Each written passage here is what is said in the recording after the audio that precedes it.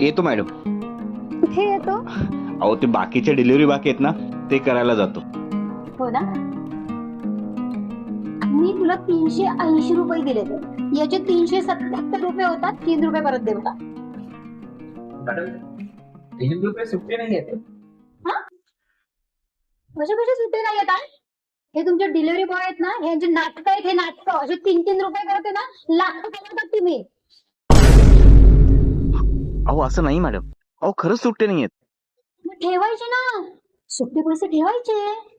मग तुम्ही ठेवायचे ना मॅडम. आम्ही ठेवायचे. ते बघ, जास्त वाकड्यात जाऊ नकोस. हा, वाकडे तुम्ही चालायचं. अच्छा. आतापर्यंत तर मी गेले नव्हते, पण आत्ता दाखवते की वाकड्यात जाणं काय असतं ते. याला म्हणतात वाकड्यात जा. तुम्ही मला मार चांगलं नाही केलं. चांगलं नाही केलं. काय करणार आहेस? दीड दमडीचा हात तू काय करणार आहेस रे? तुम्हाला माहित नाही मी कोण आहे. कोण आहेस रे तू? ओ sorry sorry sorry sorry, collector आहेस? नाही नाही नाही, आमदार, खासदार, कोण आहेस रे तू? दीड दमडीचा आहेस, कळलं ना? हा, पण मी कोण आहे तुला माहिती? तुझी बिल्डिंग आहे ना, हा, ती भाण्यांची बिल्डिंग आहे आणि त्यांच्या ऑफिस मध्ये माझं नाव मॅनेजर. आणि हो, एवढंच नाही तर आत्ताची समोरची जागा आहे ना, तिथे सुद्धा बिल्डिंग होते आणि त्याच्यात माझा नवरा 60-40 मध्ये पार्टनर आहे. सो तुला कळलंच असेल की आम्ही किती श्रीमंत आहोत आणि आम्ही किती मोठे आहोत. काय झालं? आलपर्यंत आवाज येतो. बघा ना, हा दीड दमडीचा मला शिकवतो. 377 रुपये जातील, त्याला 380 रुपये दिले. हा 3 रुपये देत नाहीये मला. गाडी कुठला असं बोलतात? असं बोलतात? अहो नाही, फक्त 3 रुपयाची गोष्ट होती. सुट्टे नव्हते. मी मॅडमला फक्त बोलत होतो की सुट्टे नाही येते, तुम्ही ठेवायचं म्हणून. असं बोलतात मोठ्या लोकांची. असं बोलतात मोठ्या लोकांशी कसं बघायचं? चला इकडे बिल्डिंग मध्ये यायला देतो ना, ते चुकतं आमचं. हात नाही उचलायला पाहिजे होतं. काय करेल? 1 मिनिट द्या. दिला. अहो बघू द्या ना, कोणाला फोन लावतोय हा. पोलिसाला लावेल.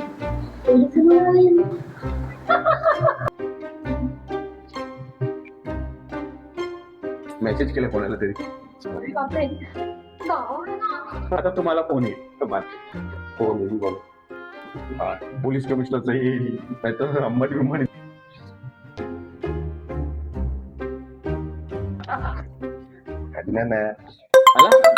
कोण असतंय? कुठं वाजतंय?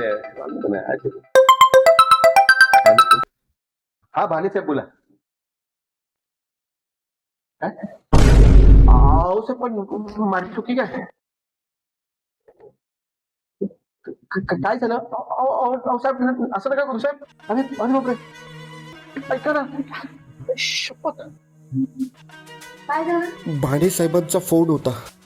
ते म्हणाले की तुम्हाला आजच्या जॉबवरनं काढलंय.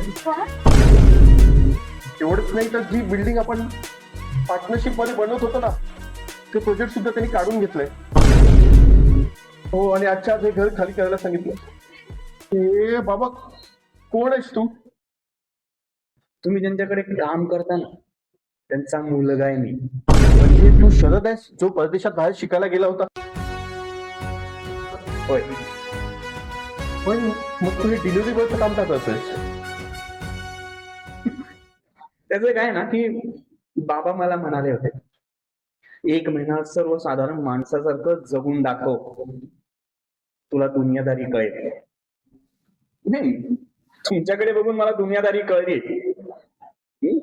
कळली मला.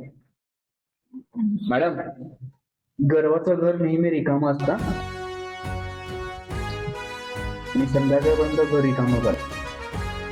अरे बापरे. अरे अरे बाबा. सोना आहे. अरे आई हे सगळं तुझ्यामुळे झालं. अहो माझ्यामुळे काय झालं काय झालं?